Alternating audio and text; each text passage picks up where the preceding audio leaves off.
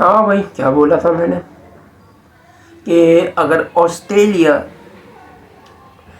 पहली बैटिंग लेगा तो जीत के 200 प्लस या 220 प्लस का अगर टारगेट देगा, वेस्ट इंडीज़ को डिबो देगा, कच्चा निचोड़ के चबा के खा जाएगा। और अगर 250 तक का टारगेट देगा तो वेस्ट इंडीज़ का तो फिर भूल जाओ। 200 या 200 प्लस फिर भी 20-30% चलो वेस्ट इंडीज़ के बाद चांसेस होगा, लेकिन उससे ऊपर ऑस्ट्रेलिया 100% में तुम्हारे को खा जाएगा। देख लो, वैसा को वैसे हुआ। और मैंने ये भी आपको बताया था कि भाई 180 200 तक टारगेट जहाँ पे बनना कंचन होता है, इससे ऊपर जो भी टारगेट होगा उसके लिए मुश्किलात दरपेश होगी। और आपने देखा होगा कि 180 भी मुश्किल ब मुश्किल वेस्ट इंडीज से बने हो चौथी इनिंग में टारगेट चेस करते हुए। हेलो, अस्सलाम वालेकुम, कैसे हैं आप लोग? की उम्मीद करता हूँ खैरियत से होंगे। आगाज़ करते हैं। बैटिंग आई ऑस्ट्रेलिया की, बैटिंग ली और साथ खवाजा ने स्टार्टिंग तो अच्छी थी, बकायदे लग रहा था कि भाई आज चढ़ के खेल रहे हैं, थोड़ा अटैक कर रहे हैं, रन थोड़ा बनाएंगे।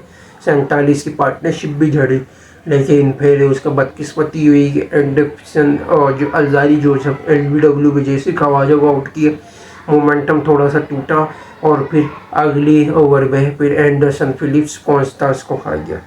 फिर कैमरन ग्रीन के साथ स्मिथ आया तो स्मिथ के साथ बदकिस्मती हुई कि मिडऑफ पे कैच उठा के दे दिया जोसेफ की बॉल पे। फिर ट्रेविस हेड और फिर ग्रीन ने थोड़ी सी पार्टनरशिप बनाने की कोशिश की। फिर जैसे ही ग्रीन आउट हुआ उसके बाद फिर थोड़े टाइम बाद ट्रेविस हेड भी आउट हो गया। फिर बीयू वेस्टर आया और केरी ने फिर जो हल्ला बोला है ना, इन दोनों ने तो भाई चबा गए, दोनों निचोड़ गए, फना विल्ला कर दी। पहले इनिंग में तो भाई ब्यू वेस्टर किसी को जाने नहीं देता, खाली धोखे ही आता है भाई। आप देख लो या कि टेस्ट चैंपियनशिप के फाइनल से लेके अब तक। और फिर दूसरे दिन का आगाज़ हुआ तो केरी और व्यू वेस्टर ने भाई ने बच्चे कुछ रन बनाए। फिर जैसे केरी की विकेट गिरी, पैट कमिंस आया, थोड़े से रन कॉन्ट्रीब्यूशन दिए, लेकिन फिर 247 पे वो आउट हुआ। फिर स्टार्स विकेट डिगे चलिए, फिर व्यू वेस्टर भी रन आउट हो गया, जो कि थोड़ा सा थका हुआ दिख रहा था। मूवमेंट नहीं हो रहा था, भागा नहीं जाना था थोड़ा, तो जिसके सबक थोड़ा लेजी सुस्त पने की वजह से रन आउट का सामना करना पड़ा, वरना सिंगल भी ले सकता था। तो फिर इसके बाद नेथन लायन की विकेट गिर गई, 286 पे तकरीबन पैक हो गई। फिर वेस्ट इंडीज़ का आगाज़ हुआ, जो कि फिर क्रेग ब्रैथवेट नहाते के साथ हेजलवुड को कैच दे दिया। फिर उसके बाद केसी कार्टर की विकेट गिर गई, कमिंस को उसने कैच दे दिया उठा के, कमाल का कैच पकड़ा। फिर ब्रेंडन किंग ने कैम्बेल के साथ जो पार्टनरशिप बनाई, ये कोशिश कर रहा था, लेकिन ये है कि कैम्बेल फिर उसके बाद आउट हो गया। व्यू वेस्टर की बॉल पे कैच हो गया उसका, स्टार्स ने पकड़ा उठा दिया था। उसके बाद ब्रेंडन किंग ने भी रोस्टन चेस के साथ बनाने की कोशिश की। रोस्टन चेस ने थोड़ा सा सिंगल लेवल में सपोर्ट दिया और तकरीबन 47 की पार्टनरशिप बनी, लेकिन उसके बाद फिर रोस्टन चेस आपका हेजलवुड की बॉल पर अचानक से इन स्विंग हुई और LBW हो गया। फिर शेव हो पाया, शेव होकर भी थोड़ा सा कॉन्ट्रीब्यूशन डाला है, यानी आपका तकरीबन जो है 57 रन की पार्टनरशिप बनी। फिर हेजलवुड फिर कमिंस बल के बॉल कर दिया, कमाल का बॉल किया हेजलवुड शेव को इन स्विंग पे, ऐसे खाली ड्राइव कर रहा था, बॉल अंडर आई और थर्ड स्टंप पर लग के। फिर ग्रीविस आया, ग्रीविस आते के साथ नेथन लायन के बॉल पे एज निकल गया इसका। पहले तो ब्रेंडन किंग आउट हुआ था 75 बना के लायन की, फिर उसी के भी अगले 2 ओवर बाद ग्रीविस भी आउट हो गया। फिर अल्जारी जोसेफ और भी शाहबाज जोसेफ ने जो भी मारना शुरू किया नेथन लायन को, तो भाई ऐसा लग रहा था राडी ठोक के आया, टारगेट करके आएगा, वही इसी को मारना है, इसी को रख रख के 2 छक्के दिए। और फिर जोसेफ ने थोड़े से रन बनाए, जोसेफ जैसे आउट हुए शाहबाज जोसेफ आउट हो गया। एंडरसन फिलिप्स ने थोड़े रन बनाए और वो 253 तक बना लिए थे। 33 की लीड थी, अच्छा खासा मोमेंटम पकड़ा हुआ था। वो ऑस्ट्रेलिया की बैटिंग आई, कॉन्स्टास को आते ही सर जेडन सीस आउट कर गया, उसके बाद खवाजा को कर दिया। फिर ये कैमरन ग्रीन आया नाइट वॉचमैन पे तौर पर, नेथन लायन को भेजा, फिर स्टंप हो गया। फिर तीसरे दिन का बड़ा आगाज़ हुआ, फिर उसके बाद फिर नेथन लायन को आते के साथ जोसेफ खा गया। स्मिथ ने जो भी ग्रीन के साथ मिलकर जो हरा भरा जो किया है ना, उसके बाद 93 रन की पार्टनरशिप बनी और ग्रीन के जैसे ही 50 हुए वो थोड़ा सा थका हुआ दिख रहा था। शमाज और अपनी स्विंग पर उसको हाँ ये भी हेड ठुल्ला है, हेड ठुल्ले से भी थोड़े से रन बनवाए स्मिथ के साथ मिल गए, जो कि आपके तकरीबन जो आपकी 58 के 58 रन की पार्टनरशिप बनती हुई जैसे स्मिथ का ग्रीविस की बॉल पे अचानक से और ऐसे ही उगर के इन स्विंग हुई। फिर उसके बाद फिर आपका कैरी ब्यू वेस्टर आया, बे वेस्टर फिर ग्रीविस की बॉल पे ह्यूस्टन कैच स्लिप पे कैच दे दिया से एज निकला। फिर उसके बाद हेड फुल आउट हो गया 212 पे। तो पैट कमिंस की भी अगले दिन चौथे दिन यानी कल आगाज हुआ था उसकी विकेट गिर गई, केरी को फिर आउट कर दिया। और शमाज जो जब ने कमाल का LBW मारा था। पिच थोड़ी सी अजीबो गरीब हुई थी तो फास्ट बॉलर को थोड़ा सपोर्ट दे रही थी। हेजलवुड को भी विकेट गिर गई, 243 पर पूरा पैक हो गई। और तो जो कि तकरीबन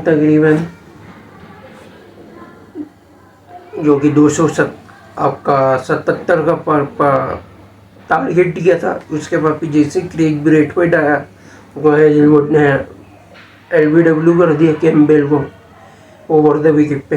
फिर उसके बाद फिर क्रेग ब्रेथवेट थोड़ी सी भी सुस्ती की दुकान बन ही रहा था तो ब्यू एक्टर आके उसको खा गया कैरी की बॉल।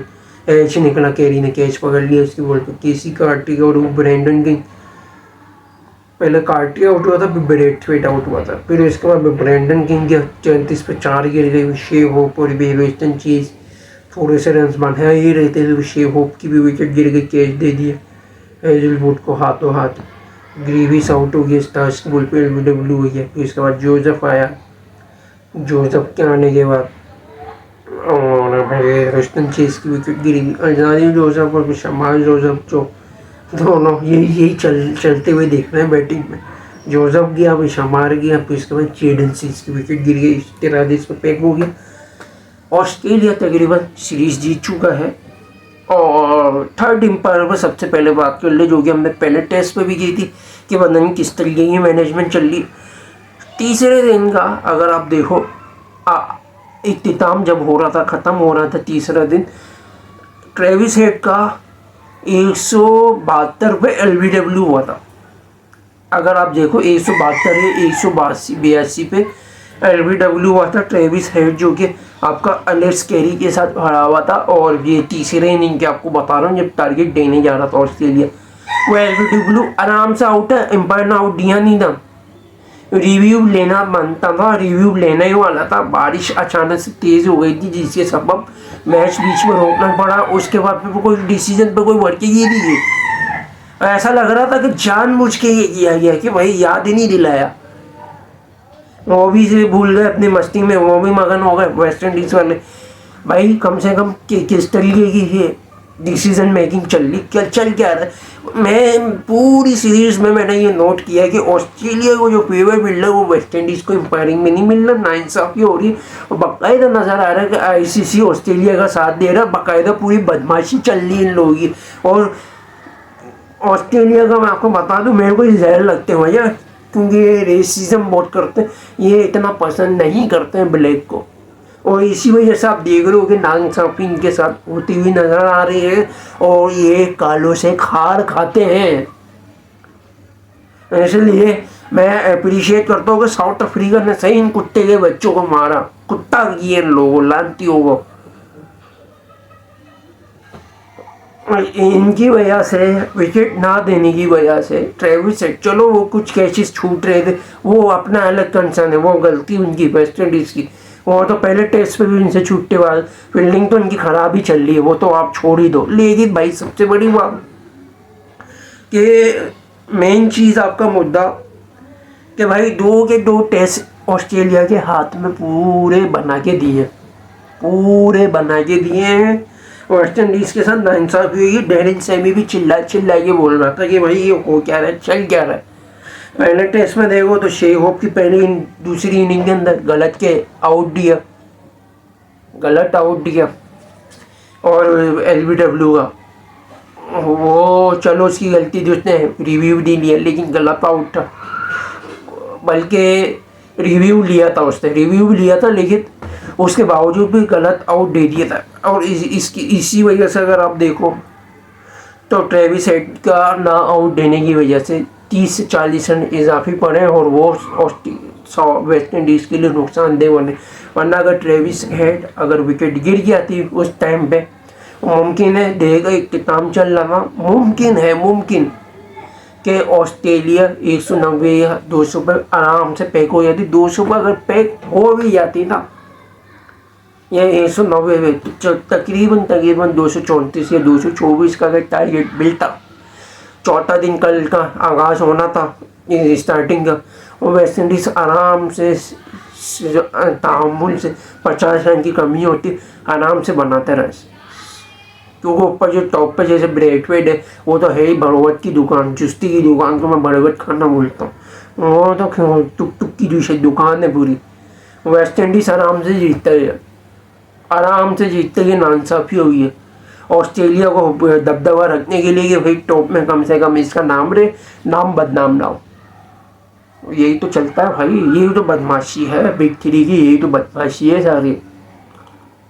और सबसे ज़्यादा रेसिज्म होता है इन लोगों के साथ, नाइंसाफ़ी है कालों के साथ, यही नाइंसाफ़ी होती है।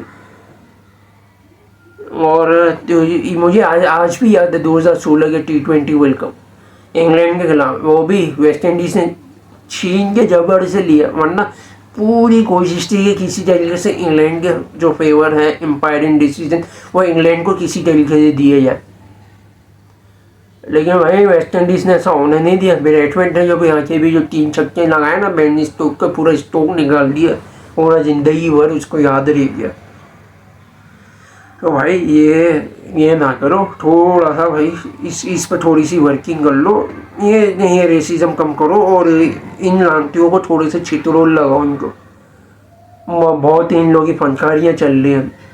और सबसे बड़ी बात वेस्ट इंडीज़ की, क्रेग ब्रेथवेट की 100वां टेस्ट है ये, जो ये बड़ी बात है, क्योंकि वेस्ट इंडीज़ के जो जितने भी हैं वो इतना टेस्ट खेलने के हामिल नहीं है। बहुत बड़ी बात है कि ये 100 टेस्ट तक टिक गया, वरना जितने भी पुराने टाइम के बैट्समैन ऐसे थे जो टेस्ट खेल लिया करते थे, जैसे ब्रेन लारा टाइप का हो गया प्ले, या आपका शिव नारायण चंद्रपोल हो गया, या ऑस्ट्रेलिया का जो एक डोमेस्टिक का जो वेस्ट इंडीज़ की तरफ से खेला था पहला गोरा जो था, अभी जो ये डी सिल्वा तो बाद में आया, जोशुआ दा सिल्वा, उससे पहले एक और भी खेला ऑस्ट्रेलिया का डोमेस्टिक का था, जो कि वेस्ट इंडीज़ की तरफ से खेलता था, जिसका नाम था ब्रेंडन नैश। वो भी सुस्ती की दुकान था, चंद्रपोल के साथ तो वो सो जाता था पिच पे बिल्कुल, और फ्रंट फुट इतना स्ट्रॉन्ग था कि भाई उसको फ्रंट फुट पे खाना बहुत मुश्किल था। ऐसा टुक करता था, ऐसा रोकता था, डिफेंस करता था कि भाई ईच निकलना या कुछ निकलना बहुत मुश्किल होता था। बहुत कमाल का बैट्समैन था वो, वेस्ट इंडीज़ से पिच इसको शूट भी करती थी। तो भाई बड़ी बात है, क्योंकि ज़्यादातर तो सारे लीग में लगे हुए T20 खेल रहे, लपाड़े पूरन की मिसाल ले लो, 8 आने की चूरन, हिटमायर, जितने भी सारे T20 में लगे हैं, बस पैसा छापो। तो टेस्ट की तरफ कोई भी नहीं आ रहा, क्योंकि पैसे कम मिलते हैं, करप्शन इतनी चल रही है, कटौती चलती है वेस्ट इंडीज़ में, प्लेयर्स को इतने पैसे मिलते हैं जी, टेस्ट फॉर्मेट खेलने में मेहनत ज़्यादा है, तो इसलिए भाई ये भी एक बड़ी बात है। और ये एक वक्त पे कप्तान भी हुआ करता था, क्रेग ब्रेथवेट जिसका नाम है, तो अप्रिशिएट बनता है। लेकिन अब जो कि मैं देखता हुआ आ रहा हूँ, रोस्टन चेज हो गया, क्रेग ब्रेथवेट, ये जब 2016 का जब टाइम था, तो उस टाइम पर फिर भी अच्छे खासे चुस्त थे, डॉट बॉल खेलने के चैंपियन थे, इनको आउट करना मुश्किल हुआ करता था इन दोनों को। अभी ब्रेथवेट तो ईजिली आराम से आउट हो गया था, क्योंकि उम्र हो गई है भाई, और इसकी जगह पे अब मुमकिन है कि ये टेस्ट चैंपियनशिप के बाद अब इसकी जगह पे रिप्लेस पे कोई दूसरा एक ओपन लेके आए तो अच्छी बात है। और रोस्टन चेज को थोड़ी सी ज़रूरत है फिटनेस के ऊपर वर्किंग करे अपनी, थोड़ी सी फिटनेस का इशू है इसकी बॉलिंग में। पहले बॉलिंग इतनी कराता था, 20-20 30-30 ओवर टेस्ट पर फेंकता था, अब मुश्किल से 5 ओवर भी पूरे नहीं डालता ही। तो ये भी एक बहुत बड़ी कंसर्न है कप्तानी की, बॉलिंग इसको करनी चाहिए। वो बैटिंग पे अगर आता तो बैटिंग उस तरीके डिफेंस हो नहीं रहा जिस तरीके से पहले, बैकफुट का ये चैंपियन था डॉट बॉल का। और सबसे बड़ी बात, शेहोब और ब्रेंडन किंग को डाला, अटैकिंग क्रिकेट खेलना अच्छी बात है, थोड़ा टाइम लगेगा हो जाएगा। शेहोब तो पुराना टेस्ट का पहले खेला हुआ, 2016 में डेब्यू किया, उस टाइम पे इतना अच्छा बैट्समैन नहीं था, अब तो फिर भी बेहतर है, वो कर लेगा। और साथ में आमी जंगू हो गया, अब क्या जोशुआ दा सिल्वा को भी थोड़ा सा टाइम दें, ये भी अच्छे बैट्समैन है, इनको भी डालें कि सीकाटी पे थोड़ा रिलाई करना बंद करो, क्योंकि उस तरीके से अब ये बैटिंग कर नहीं रहे, तो थोड़ा सा अब इसको रेस्ट हो। और सबसे बड़ी बात, जस्टिन ग्रीविस का मुझे समझ नहीं आ रहा है कि भाई किस टाइप का ऑलराउंडर है, इससे ज़्यादा रन तो अलजारी जोसेफ बना रहा है, शमाल जोसेफ बना रहा है, इससे रन से नहीं बन रहे। पार्ट टाइम में कभी आ रहा है, चलो सही है, समझ आता है, पार्ट टाइम में विकेट लेके आपको देर, बैटिंग कहाँ है भाई इतने ऊपर, इसी के ऊपर रिलाय करके भाई एक बैट्समैन कम करके बॉलर्स पे जा रहा है, जब भी तो बैटिंग कम हो रही है वेस्ट इंडीज़ की। भाई अगर लाना है तो भाई कोई भी एक प्रॉपर बैट्समैन ही डाल लो, और रुस्तम चेस को भी थोड़ा पार्ट टाइम में थोड़ी शॉट देनी पड़ेगी बॉलिंग में, तो भाई कोई बैट्समैन ही डाल लो प्रॉपर, कम से कम थोड़े से रन तो मिलेंगे, इससे तो कुछ हो नहीं रहा। और फिर जो ऊपर का बैट्समैन होता है वो भी अकेला खड़ा रह जाता, तो वो जल्दी भी वो भी विकेट फेंक के चले गया, तो उसका भी मोमेंटम टूटता, तो ये भी एक सबसे बड़ी बात है। और ऑस्ट्रेलिया से तो भाई 2 बार टॉस जीत के अपना फ़ायदा उठा लिया, जो कि कंडीशन डिमांड करती थी, और बैटिंग की वो की, और चेस करना मुश्किल हो गया। और एक सबसे बड़ी बात आपको मैं बताता चलूँ, जो कि मैंने आपको बोली थी कि 3 दिन के अंदर ये मैच ख़त्म हो जाएगा, पिच का वो नज़र आ रहा होगा। और आप सोच रहे हो कि 4 दिन में होगा, 3 दिन कैसे, तो उसका मैं आपको रीज़न बता देता हूँ। भाई पूरे 90 ओवर के अराउंड यानी बारिश हुई है तकरीबन, तो चौथे दिन तक गया है, तो वो आप 3 दिन ही उसको कंसीडर करोगे, तो देख लो 3 दिन के अंदर अंदर ख़त्म हो गया मैच। वो मैंने पिच का बताया था, शार्प कंडीशन थी, लेकिन थोड़ा सा कंडीशन में थोड़ा फर्क आया है, स्पिन को थोड़ा कम फेवर दे रही थी, बारिश बीच में बार बार हो रही थी, पिच पे और इन्वायरमेंट पे नमी आ रही थी, तो थोड़ा फर्क पड़ रहा था। पिच ग्राउंड ऐसा था कि भाई टाइमिंग चौके में मार रहे थे, तो रुक रहे थे, शॉट जा नहीं रहे थे प्रॉपर बाउंड्री पे, तो ये भी एक कंसर्न बना हुआ था। और भाई फास्ट बॉलिंग इसलिए लगाई स्पिन पे, इसलिए रिलाई नहीं किया ऑस्ट्रेलिया, क्योंकि भाई देखो जिस क्वालिटी के फास्ट बॉलर है ना ऑस्ट्रेलिया के पास, और जिस अनक्वालिटी के बैट्समैन है वेस्ट इंडीज़ के पास, उससे वो बाज़ाहिर दिख रहा था आराम से इजीली वेस्ट इंडीज़ को खा रहे थे। तो इसलिए सिर्फ एक ही स्पिनर यानी लायन के ऊपर डिपेंडेंट रहे, ताकि कहीं कभी ना कभी फास्ट से विकेट ना मिले, स्पिन में कहीं ना कहीं विकेट देते, तो बीच में कहीं ना कहीं आपको ये विकेट देता हुआ नज़र आ रहा था। तो ये थी आज की वीडियो, लाइक और शेयर और सब्सक्राइब जरूर करिएगा, बेल आइकन को जरूर क्लिक किएगा, यहीं तक जुड़े रहिएगा। थैंक्स फॉर वॉचिंग वीडियो, अल्लाह हाफिज़।